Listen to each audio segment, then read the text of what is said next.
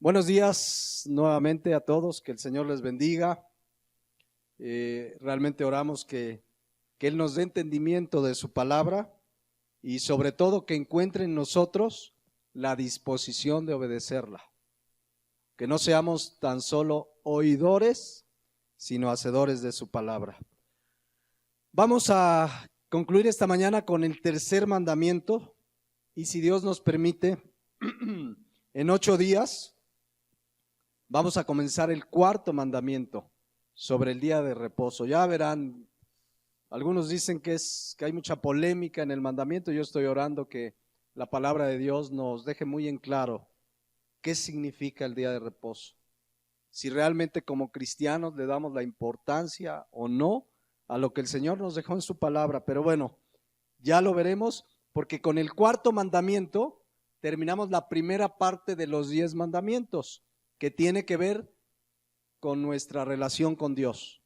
Y luego los siguientes 6 mandamientos, a partir del quinto, tienen que ver con nuestra relación con el prójimo.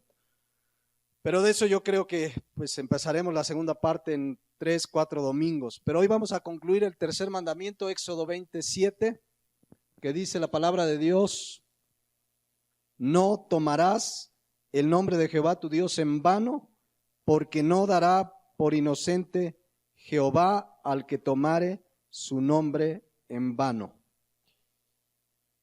Como hemos visto desde el domingo pasado, pues este mandamiento implícitamente nos ordena no jurar en el nombre de Dios de manera vana, falsa, a la ligera, de manera trivial. Así es que quiero hacer un breve resumen de lo visto hace 8 días e irlo complementando mientras lo resumimos para que nos quede muy claramente los juramentos, porque lo primero que comenzamos hace 8 días fue preguntando si realmente se puede o no jurar en el nombre de Dios. Y para ello justamente hay 2 palabras claves, o sobre todo una, para entender qué es un juramento. Y la palabra jurar, ¿se acuerdan que viene del hebreo shabá, que significa jurar o hacer voto solemne delante de Dios? La palabra jurar también significa afirmar o negar algo poniendo a Dios por testigo. Eso es jurar. Es decir, aunque una persona no diga te lo juro, cuando pone a Dios por testigo, ¿qué está haciendo? Jurando. Cuando alguien dice, mira, de verdad, delante de Dios te digo, ¿qué está haciendo esa persona? Está jurando, está poniendo a Dios por testigo. La palabra hebrea también significa hacer un compromiso delante de Dios, obviamente pues poniéndolo por testigo, o decir una verdad en la que ponemos a Dios por testigo.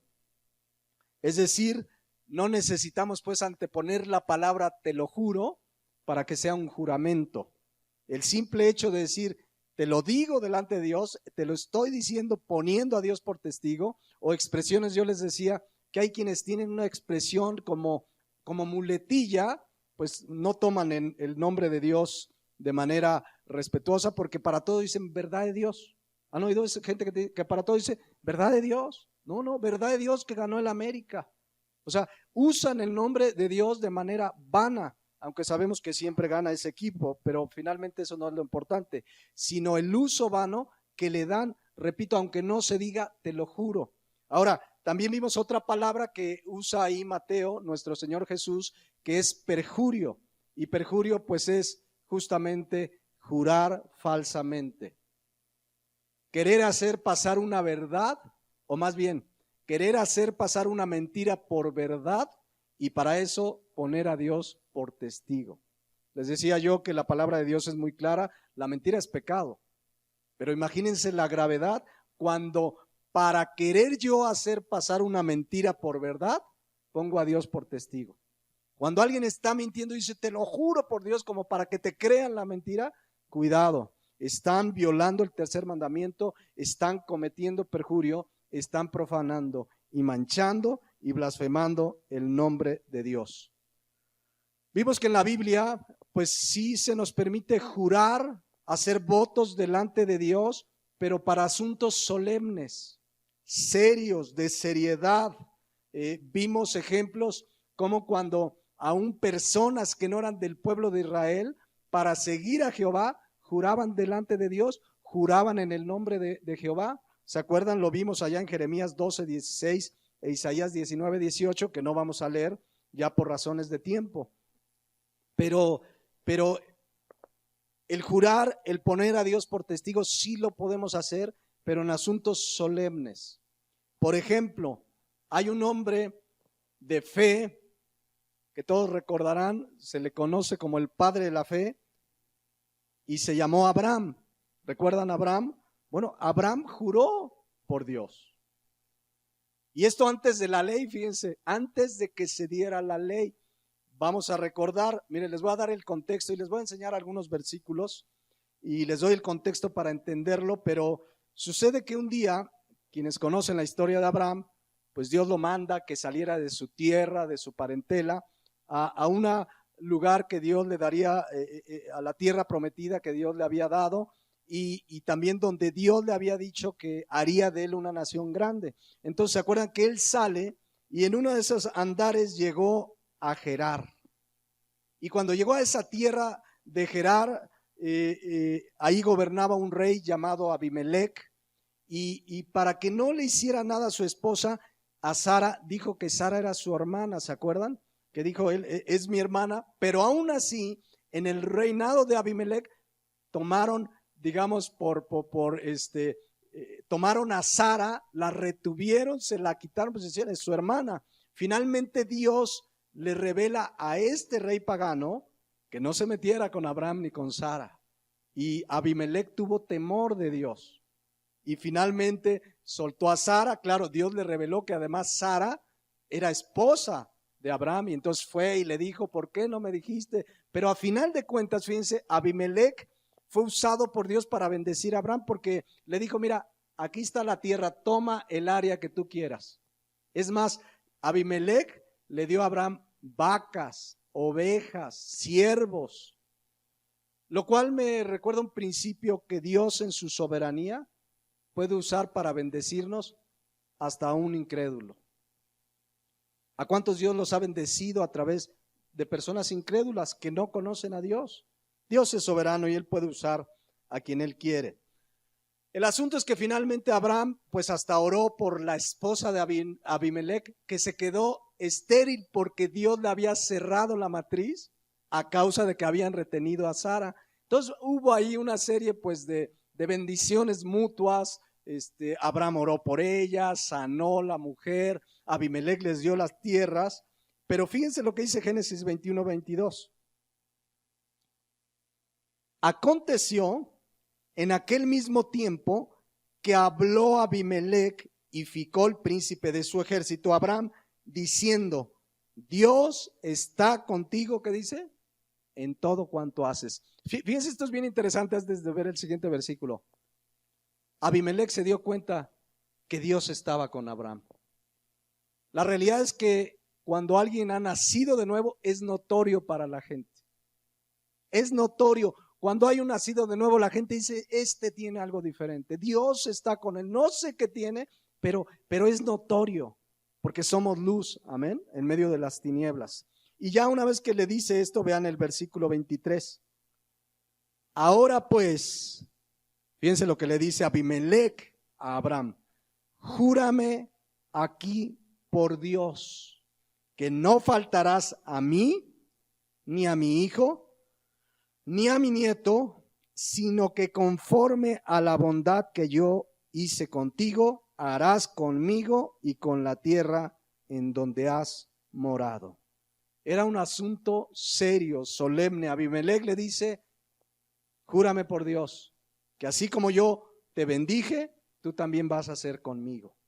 Abimelec, como conocía que Dios estaba con él, quería que él, delante de su Dios, le dijera que así iba a responder. ¿Qué hizo Abraham? Versículo 24. Y respondió Abraham, yo no juro porque es pecado. ¿Así le dijo? ¿Qué dijo Abraham? Yo juraré.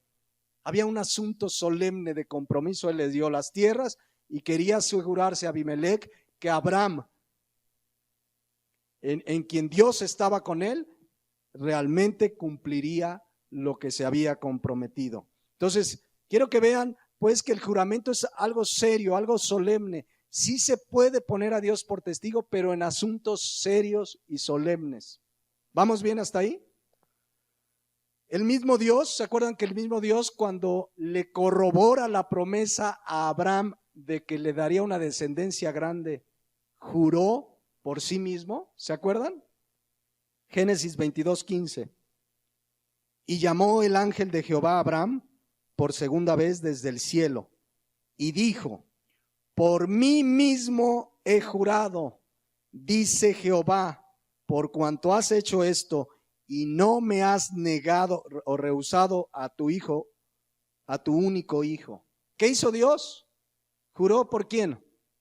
Pues ya no había nadie más, ¿no? Juró por él mismo y le dice: de cierto te bendeciré y multiplicaré tu descendencia como las estrellas del cielo y como la arena que está a la orilla del mar, y tú y tu descendencia poseerá las puertas de sus enemigos.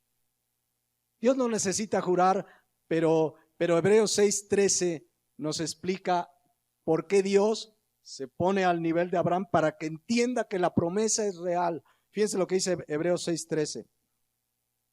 Porque cuando Dios hizo la promesa, está recordando ese pasaje de Hebreos, de Génesis, no pudiendo jurar por otro mayor, porque no hay otro mayor, juró ¿por quién? Por sí mismo, diciendo: de cierto te bendeciré con abundancia y te multiplicaré grandemente. Y habiendo esperado con paciencia, alcanzó la promesa. Versículo 16.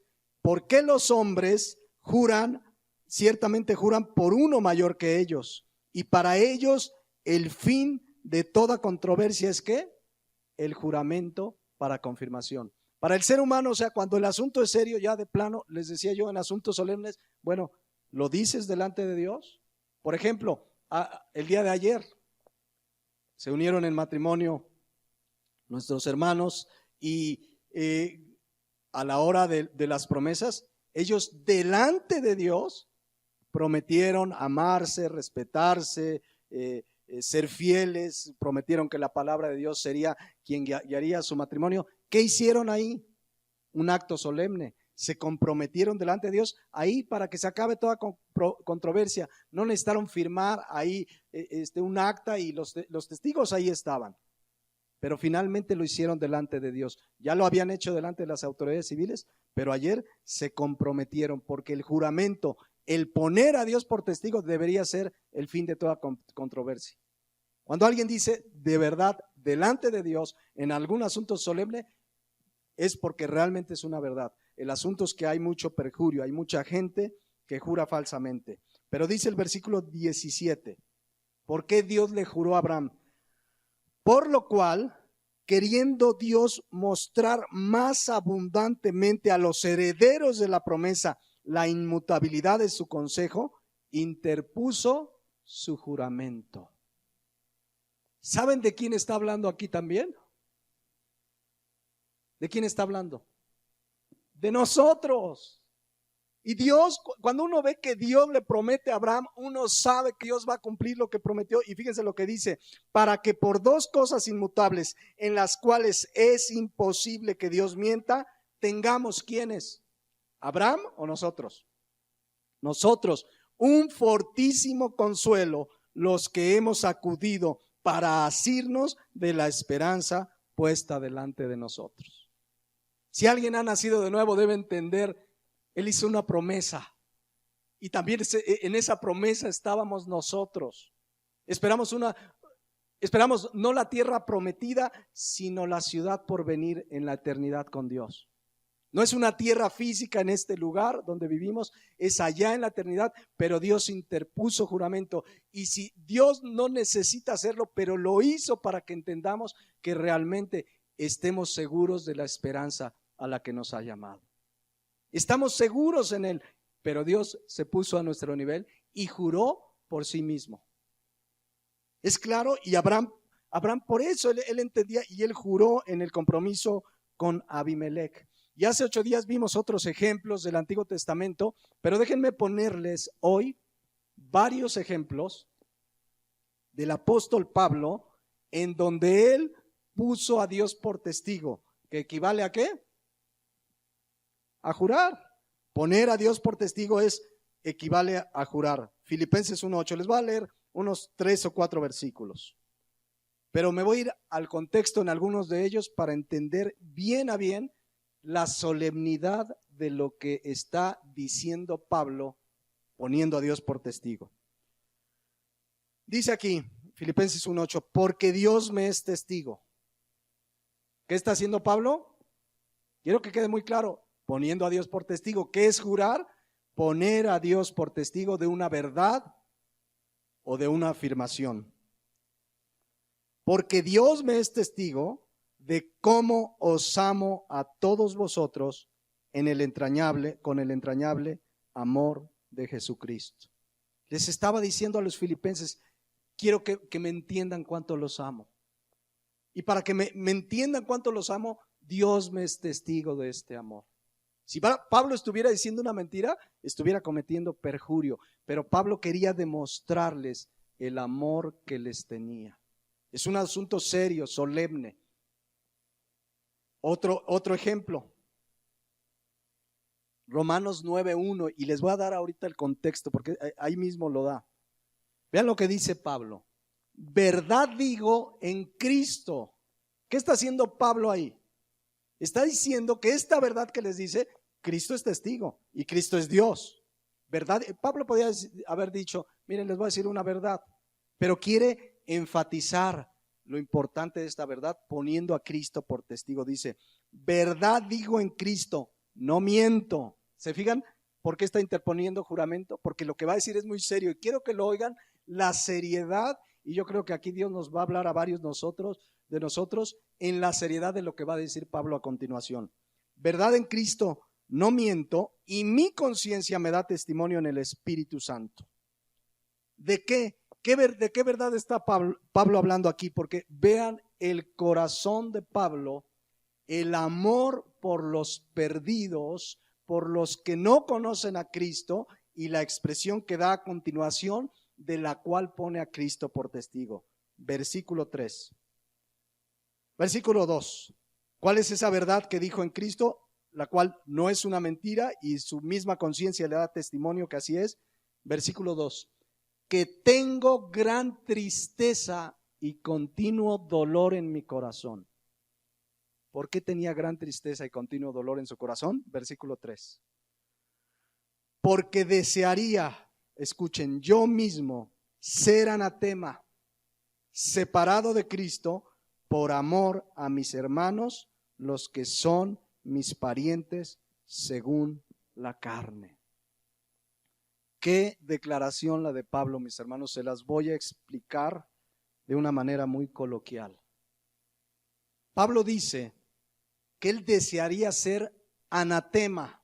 Había una tristeza en su corazón, un continuo dolor. ¿Por qué? Ahí en el versículo 3 dice que es por sus hermanos, que son sus parientes según la carne. En el original griego se refiere a sus parientes, a sus paisanos, a los judíos, pues. O sea, no es su familia literalmente, sino que Pablo dice que tiene una tristeza por los judíos que no conocen a Cristo, por los judíos que se estaban perdiendo en Cristo, pero su tristeza era tan aguda, tan grande, que dice el versículo 3, que él mismo desearía ser anatema. La palabra anatema del griego anatsema, que se lee exactamente en el español que en el griego anatema, significa maldito y se puede traducir como condenado al infierno. Pablo dice, yo desearía ser condenado al infierno, separado de Cristo, y entendemos en el contexto, si esto ayudara a que los judíos vinieran a los pies de Cristo. Si notan el amor y la pasión, dice Pablo, yo preferiría estar en el infierno si esto ayudara a que se salvaran mis paisanos judíos. Esa es la verdad de la cual pone Pablo a Cristo por testigo. Y yo creo que aquí podemos reflexionar, mis hermanos. ¿tenemos amor por nuestros paisanos en México que se están perdiendo sin Cristo? La expresión de Pablo es muy fuerte. Desearía ser anatema. Les voy a decir, es un imposible.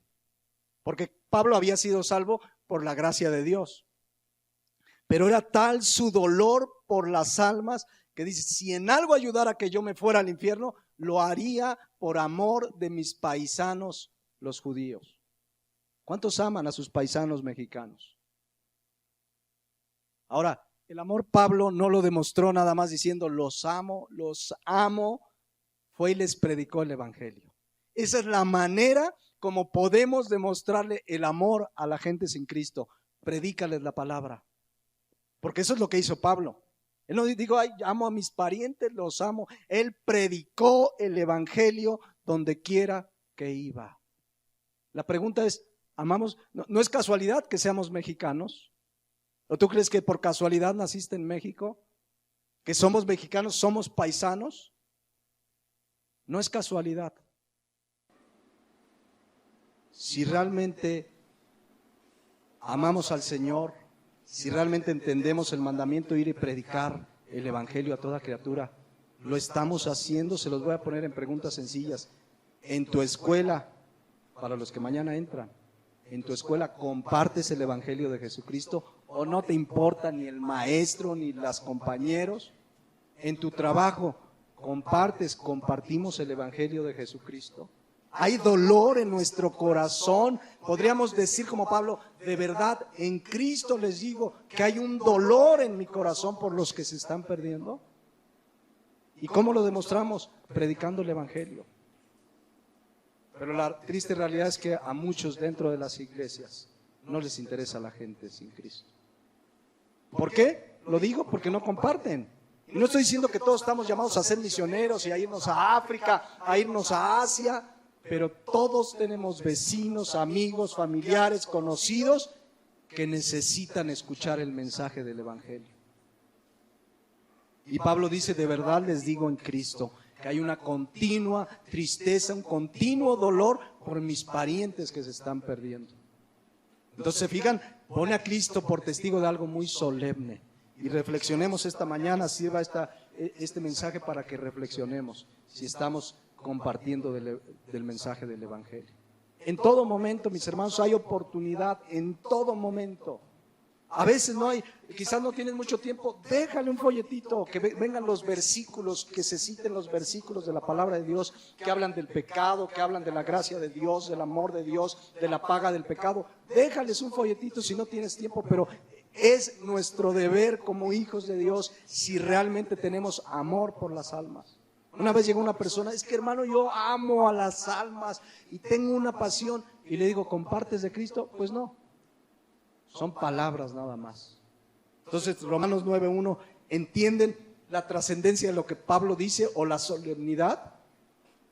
¿Verdad digo en Cristo y no miento? ¿Por qué pone a Cristo por testigo? Porque es algo muy solemne. Su continuo dolor era una realidad. Por eso les predicó el evangelio. Por eso dice Romanos 1:16, Pablo mismo decía, no me avergüenzo del evangelio. Por eso lo predicaba, porque es poder de Dios para todo aquel que cree. Eso dice la palabra de Dios. Entonces, ¿qué hizo Pablo aquí? Puso a Cristo por testigo, para dejarles claro esta verdad solemne, que de paso pues oro que el Espíritu Santo a cada uno de nosotros, y me incluyo, de verdad escudriñemos nuestro corazón si realmente tenemos amor por los que se pierden. Les voy a dar otro versículo donde también Pablo pone a Dios por testigo también de algo solemne. Está en 2 Corintios 11, pero déjenme darles el antecedente. Aquí les voy a leer varios versículos porque es importante entender el antecedente. Aquí en 2 Corintios 11, Pablo, guiado por el Espíritu Santo, está defendiendo su ministerio. ¿Quién llamó a Pablo al ministerio? Cristo mismo. La iglesia, los apóstoles lo lanzaron, ¿verdad? Después de que fue llamado, pero el que nos llama es Jesucristo. Pero sucede que los corintios ya estaban dudando de Pablo, porque vinieron unos falsos apóstoles a los que Pablo les llama ministros de Satanás, y ya estaban, bueno, los corintios decidieron, ahorita lo vamos a leer, que ya ni siquiera aportaban dinero para el sostenimiento de Pablo, pero sí le mandaban al canal de los apóstatas de Corinto. Ahí mandaban, ahí tenían su canal de apóstatas ahí, y ahí mandaban su dinero, y a Pablo lo dejaron de sostener, pero Pablo no dejó de predicar, porque el que lo sustentaba era Cristo. Él decía, ay de mí si no predico el evangelio. Fíjense lo que dice aquí, les voy a dar el contexto antes de que Pablo ponga a Dios por testigo. Les empieza a hablar, porque es importante este contexto, porque cuando leemos esto parece que Pablo, pues sí está pues no enojado, pero sí está en un tono de defensa, porque estos corintios a los que les predicó el evangelio, ya no creían en el evangelio que él predicaba y fueron engañados. Fíjense, dice, ojalá me toleraseis un poco de locura. Es una expresión con un tanto de ironía. Dice, sí, toleradme, porque os celo con celo de Dios. Pablo realmente tenía un celo por esos corintios a los que Dios le usó para alcanzarlos.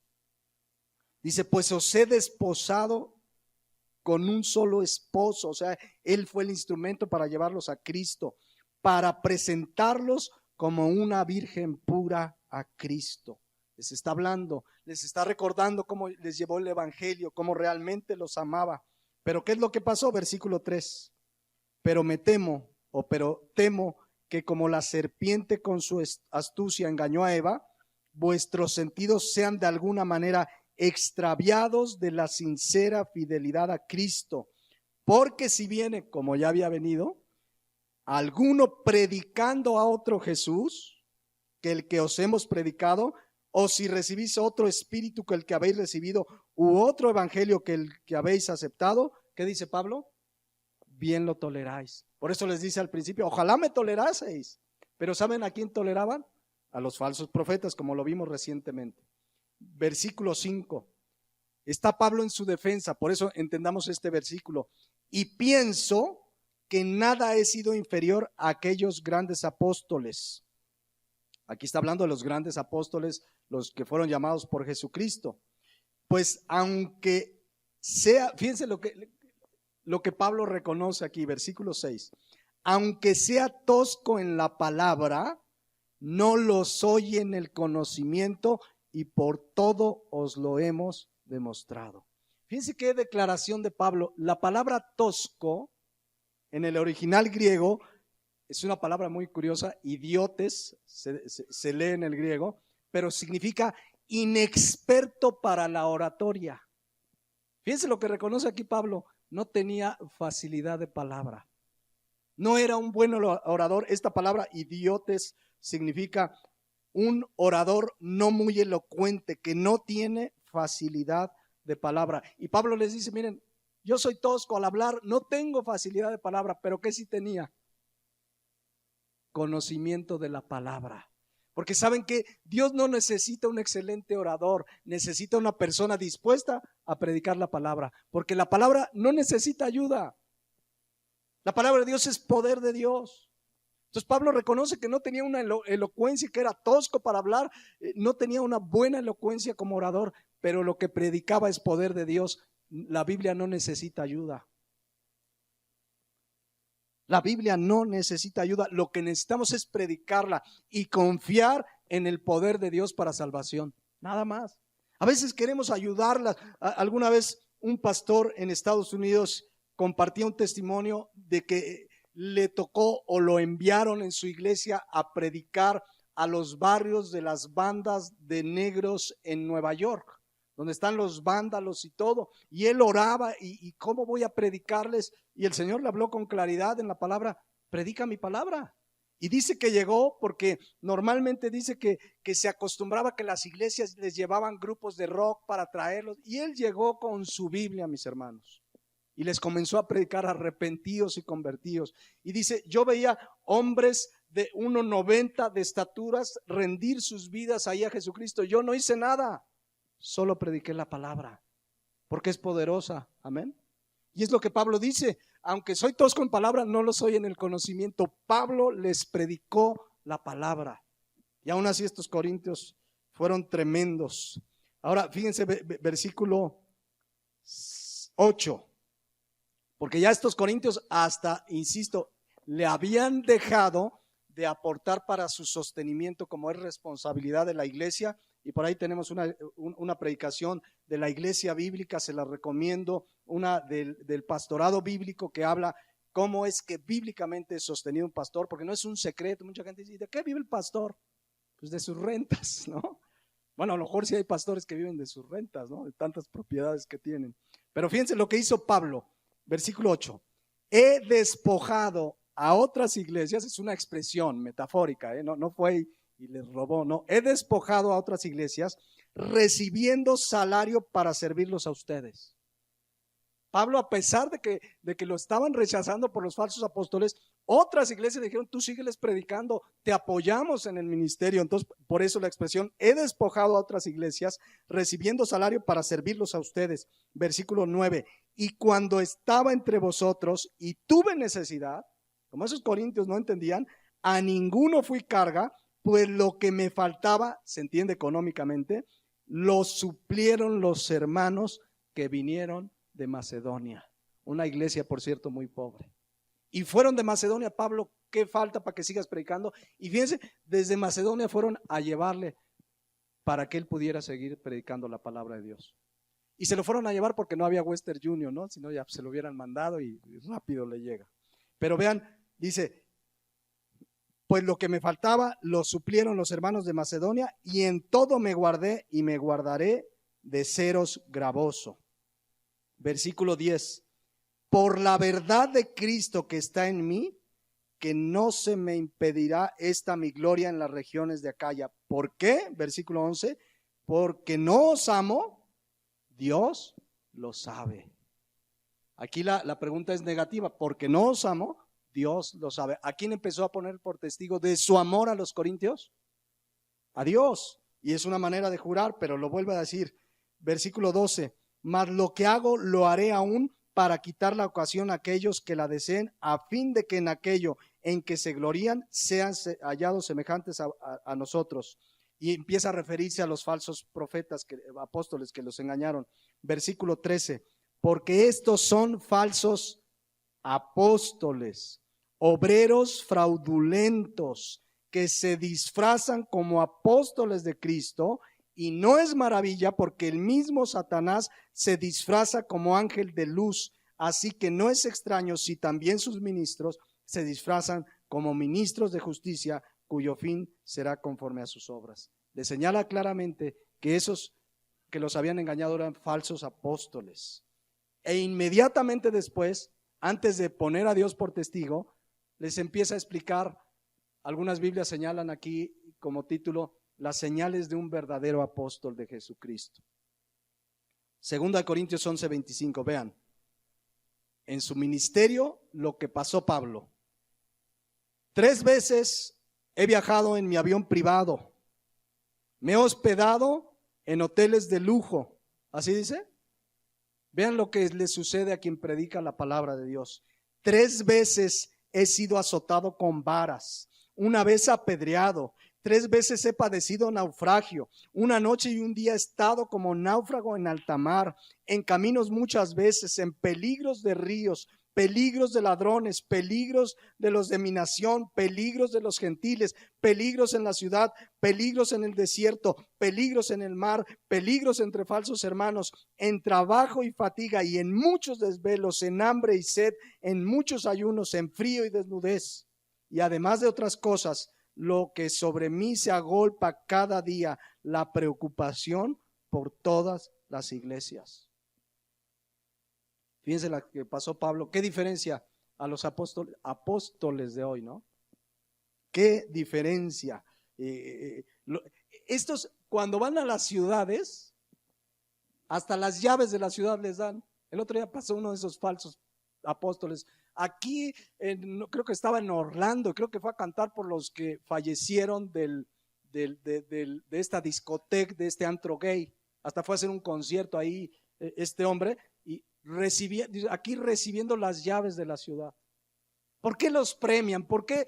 Porque no predican el evangelio, porque la palabra de Dios dice que por causa de su nombre el mundo nos aborrecería.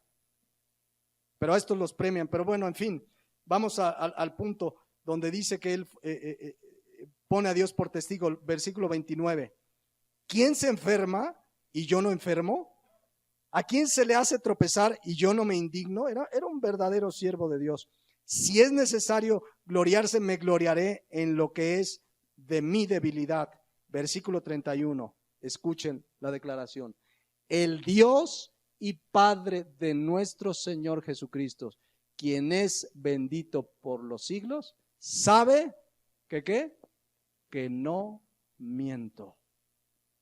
Pablo se vio en la necesidad de defenderse por el evangelio, para que estos corintios no se apartaran. Y todo lo que les dijo, dice, el Dios y Padre de nuestro Señor Jesucristo sabe que no miento. ¿Qué hizo ahí Pablo? Puso a Dios por testigo de una verdad, de una defensa que se vio obligado. No es que Pablo quería hacer una anécdota de todos sus andares. Era necesario, era un asunto solemne para que a ver si así los corintios reaccionaban y se apartaban de esos falsos apóstoles. Entonces, vean, Pablo nuevamente pone a Dios por testigo. Otro ejemplo, ya no voy a dar tanto contexto porque si no, no acabo hoy. Pero en Gálatas 1:20, Pablo les escribe a estos Gálatas que se habían apartado de la verdad. A estos Gálatas que ya se habían vuelto otra vez hacia la ley ceremonial, ya dejaron la gracia, estaban mal, y los empieza a exhortar y les dice, yo les he escrito el evangelio que yo los comparto, no lo recibí de hombre, y les empieza a hablar y a escribir y les dice en el versículo 20 de Gálatas 1, en esto que os escribo, he aquí delante de Dios que ¿qué? Que no miento, delante de Dios. Poner a Dios por testigo. Mis hermanos, poner a Dios por testigo no es cosa menor. Si alguien miente es grave, pero si miente poniendo a Dios por testigo, equivale a perjurio, es grave delante de Dios y sigue vigente Éxodo 27, la parte final, que dice que Dios no tendrá por inocente al culpable, al que tome su nombre en vano. Lo mismo le dijo a Timoteo, 1 Timoteo 2:7. Para esto yo fui constituido predicador y apóstol, y digo verdad en Cristo, no miento. ¿Se fijan nuevamente a quién pone de testigo? A Cristo. Y digo verdad en Cristo, no miento, y maestro de los gentiles en fe y en verdad. Pablo pone a Dios por testigo, bueno, a Cristo que es Dios, de que él fue constituido y encargado para predicar el evangelio. Entonces, mis hermanos, sí podemos poner a Dios por testigo. Hay asuntos solemnes. Cuando un pastor toma el pastorado, ¿verdad? La iglesia, él se compromete delante de Dios a predicar la palabra. Ese es el compromiso principal de un pastor. No es de representar a una denominación, no es de representar a una iglesia local. Su principal ministerio es predicar la palabra de Dios. Amén. Ahora, hace 8 días, y lo repaso rápidamente, vimos 4 prohibiciones o restricciones que la palabra de Dios hace a los juramentos. La primera restricción es, o más bien la primera prohibición es jurar falsamente.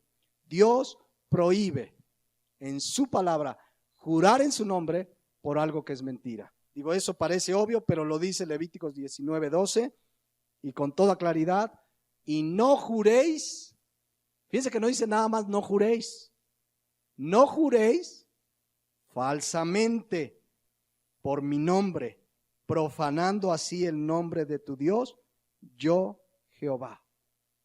Entonces queda claro, esto es obvio, pero no debemos jurar falsamente. Cuidado, porque es profanar, ¿se acuerdan? Vimos la palabra hebrea profanar, manchar, lastimar, herir el nombre de Dios. El cristiano, el nacido nuevo, tiene que decir la verdad y ya. Y si es necesario poner a Dios por testigo en asunto serio, hagámoslo. Pero ya de por sí, la mentira por sí sola es pecado.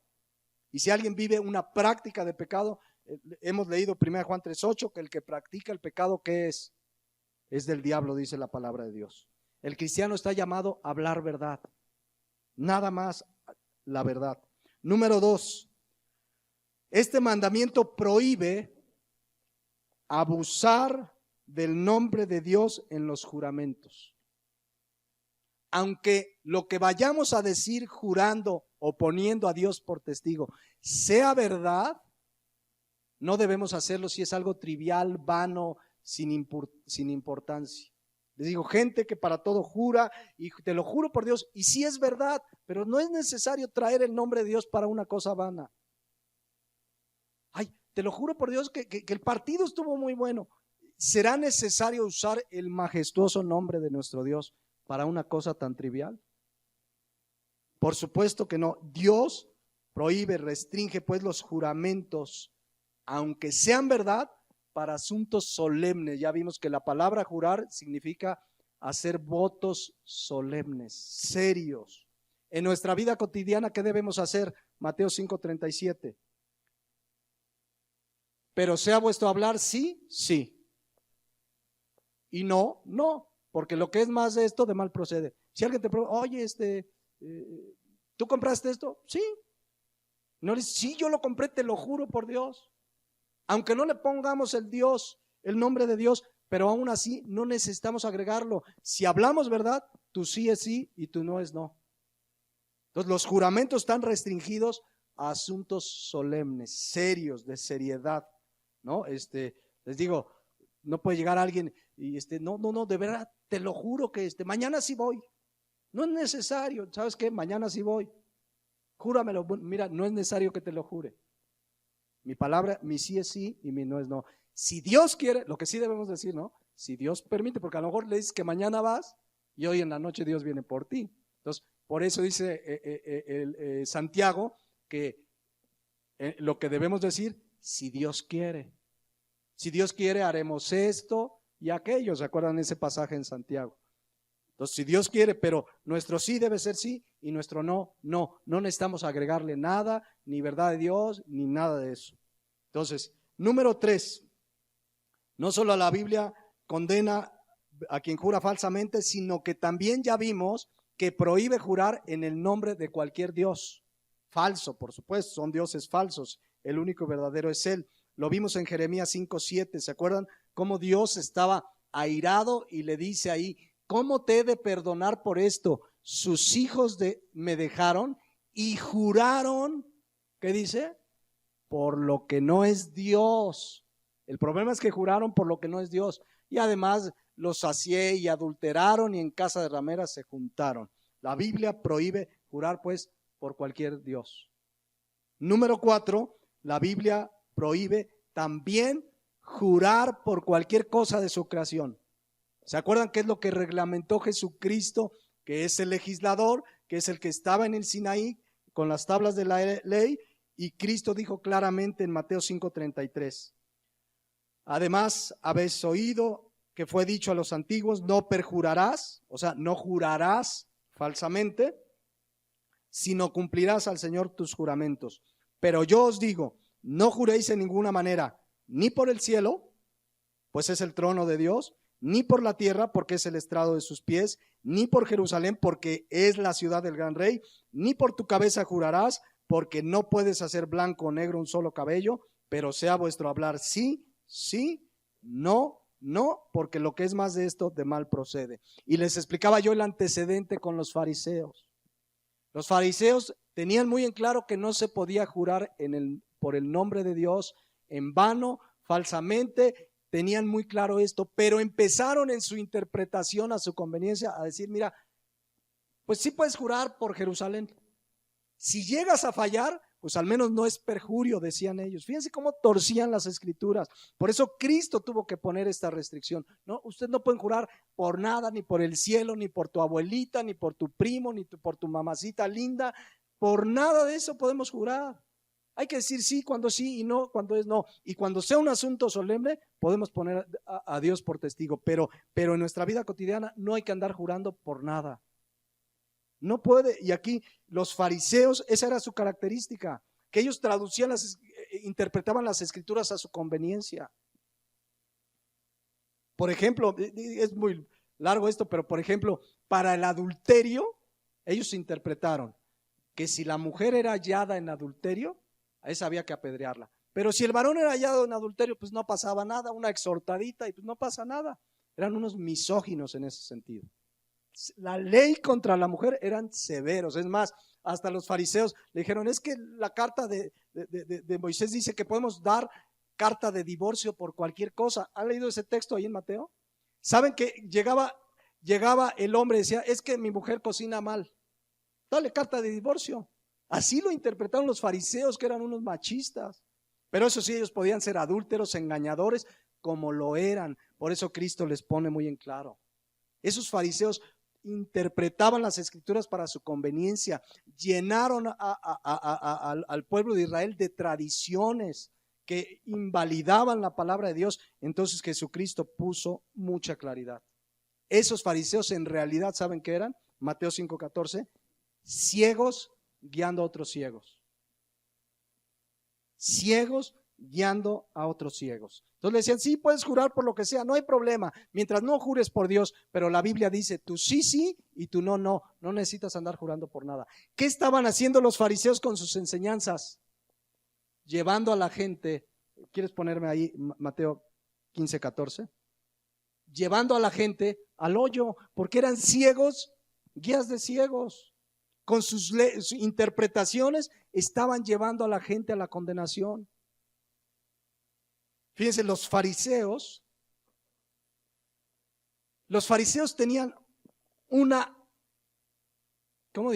manera esforzada, diligente, de atraer gente para convertirse al judaísmo. Eran capaces de hacer lo que sea para hacerse de prosélitos. Pero ¿saben para qué? Cristo se los dijo. Fíjense, quiero que vean, porque por eso Cristo tiene que poner orden en esto. Fíjense lo que hacían, dice, hay de vosotros escribas y fariseos hipócritas, porque recorréis, ¿quieres ponerme el versículo, Saraí? Mateo 23:15. ¿Ya? Hay de vosotros escribas y fariseos hipócritas, fíjense, porque recorréis mar y tierra para ser un prosélito. Esta expresión, recorréis mar y tierra, o sea, ellos hacían lo que fuera para atraer seguidores. Pero escuchen, y una vez hecho, ya que tenían sus seguidores, le hacéis 2 veces más hijo del infierno que vosotros. Se los voy a explicar por qué esto sucede en la iglesia apóstata de nuestros días. Hoy las iglesias apóstatas tienen unos métodos, entre comillas, fenomenales para atraer gente. Van, recorren mar y tierra y mira, y hacen comidas para que la gente venga, van por ellos en camioncito, hacen rifas, hacen lo que sea para atraer gente. Conozco iglesias que les dicen, van por ellos en un camioncito y les dan una torta y un refresco con tal de que vayan. O sea, hacen lo que los fariseos, recorren mar y tierra para traer gente a sus iglesias. ¿Y luego para qué? Para predicarles la falsa doctrina, para predicarles puras herejías. Lo único que están haciendo es que los están haciendo 2 veces más hijos del infierno. Y yo conozco gente que dice, ay, es que yo voy a esa iglesia porque ahí me dan de comer, ahí van por mí en camión, ahí me gusta estar porque siempre ayudan a los pobres, siempre, pero, ¿y te predican la palabra de Dios? Dice, una iglesia, me enseñaron un video hace como 1 año, una iglesia aquí en Cuernavaca, todos la conocen, pero lo de menos es el nombre porque lo hacen muchas. Puso en su canal de YouTube unos jóvenes invitando, escuchen, a un casting, pero lo puso abierto, no para los jóvenes de la iglesia, para todos, a un casting. Si sabes cantar, bailar, hacer circo, lo que sea, vente porque va a haber un gran casting. ¿Para qué hicieron eso? Para hacerse de qué? De prosélitos. Pero una vez que llegan ahí, ¿qué pasa? Los hacen doblemente más hijos del infierno. ¿Por qué? Por lo que les enseñan. Eso es lo que está sucediendo en la iglesia de hoy en día. Sé que el tema no es los falsos profetas, pero el tema de pronto nos lleva ahí. Porque eso está sucediendo. La iglesia tiene una gran responsabilidad: ir y predicar el evangelio. Si quieres hacer cosas alrededor, está bien, pero que lo principal de la labor es predicar la palabra de Dios. No necesitamos ayudarle a la palabra. Nada más, la palabra de Dios es poder de Dios para salvación. No necesita más. La iglesia no está cumpliendo el ministerio que le corresponde, que es ir y predicar. Y conozco iglesias que bueno, son muy activistas y tienen comedores para los pobres y tienen esto, para que finalmente no les prediquen la palabra de Dios. Los están haciendo doblemente hijos del infierno, dice la palabra de Dios. Por eso les dice: ay de vosotros, escribas y fariseos, hipócritas, recorréis mar y tierra para hacer un prosélito, y una vez hecho, ya que los tienen ahí, le hacen 2 veces más hijos del infierno que vosotros. El método bíblico es bien sencillo: ve y predica la palabra, nada más. Juan 3:18 dice que el que crea en Jesucristo, pues no es condenado, y el que no cree ya ha sido condenado. Nuestro deber es predicarle: mira, necesitas arrepentirte de tus pecados. Cristo murió porque tu pecado te tiene condenado al infierno. Pero si tú esta tarde o este día y le estás compartiendo, te arrepientes de tus pecados, reconoces que has ofendido a Dios y realmente de todo tu corazón le pides perdón y crees en Jesucristo, puedes nacer de nuevo. Pero la gente le dice: no, ven, Dios tiene lo mejor para ti. Dios quiere hacer de ti, no, Dios quiere cumplir tus sueños. ¿Cuánto quieren a Cristo? ¿Para eso los llevaron?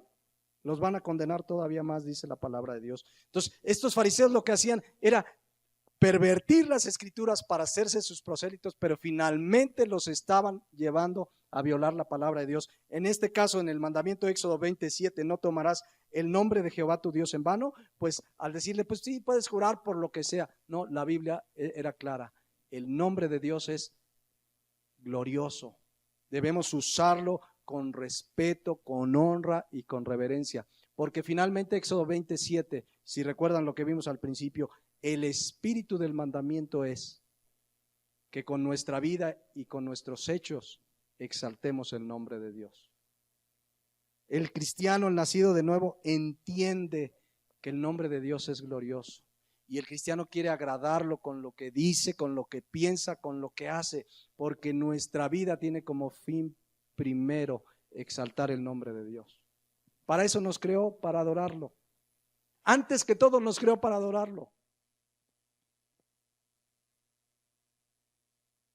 Y dejamos muy en claro, pues, ya para terminar con este mandamiento: el cristiano, el nacido de nuevo, quiere obedecer la palabra de Dios, no para ser salvo. Somos salvos por gracia, ya lo explicamos, la Biblia lo dice. Somos salvos total y absolutamente por gracia. No hay mérito alguno en nadie de nosotros. Pero ahora, como nacidos de nuevo, dice Filipenses 2:13, Dios es el que produce en nosotros el querer como el hacer. Ahora queremos agradarlo. Ahora en nuestro corazón quieres hacer lo que la Biblia dice, no para alcanzar la salvación, esa nos las dio por gracia, esa Cristo pagó en la cruz para que tuviéramos una salvación tan grande, pero ahora producto de ese haber nacido de nuevo es que deseamos agradar a Dios. Ya vimos que Cristo no vino a abrogar la ley, pero el cristiano quiere agradar a Dios. Ahora quiere obedecer su palabra, sus mandamientos, porque lo queremos agradar. Y por eso en la iglesia, un predicador, un siervo de Jesucristo está llamado a decirle a la iglesia: iglesia, caminemos en integridad. Iglesia, la Biblia dice en Hebreos 2:14 que sin santidad nadie verá al Señor. Y siempre un siervo de Cristo, igual que los profetas del Antiguo Testamento, está llamando a la iglesia a caminar en santidad, a caminar en integridad. Y ahora como cristianos podemos, porque todo lo podemos en Cristo que nos fortalece, amén. Pero ¿qué se predica hoy en muchas iglesias? Se predica más de ética, de superación personal, de éxito, de prosperidad. Se predican muchas cosas, pero la palabra de Dios, ¿dónde está? ¿Dónde está la predicación que enseña la iglesia las doctrinas fundamentales, la doctrina de la justificación, la doctrina de la santificación, la doctrina de la venida de Cristo, la doctrina del Espíritu Santo, la doctrina de la creación? Mucha gente dentro de la iglesia cristiana no conoce estas doctrinas básicas. ¿Qué les predican entonces? Entonces de repente yo he conocido gente de 5, 10, 15 años en Cristo. ¿Qué sabes de la doctrina de la santificación? No, pues no sé nada.